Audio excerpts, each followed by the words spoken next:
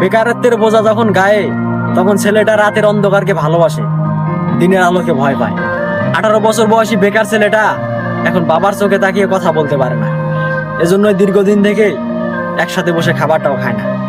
এক সময় স্বপ্ন দেখতো, আর এখন স্বপ্ন দেখায়। বাস্তবতার ধাক্কায় জীবন কতটা পরিবর্তন হয় একমাত্র 18 বছর বয়সী বেকার ছেলেটাই শেখায়। ঘরের বেকার ছেলেটা ঝোল হিসেবে বাবার শরীরে রক্ত পান করে, আর ভাত হিসেবে বাবার শরীরে মাংস চিবায়। হঠাৎ করে নিজের কাঁধে দায়িত্ব দেখে হতাশায় পড়ে যায়। বয়সন্ধিকালে শারীরিক পরিবর্তন ঘটে, বইয়ের মাধ্যমে আমাদের শেখানো হয়, তবে জীবন পরিবর্তনের গল্প কেন উল্লেখ হয়নি?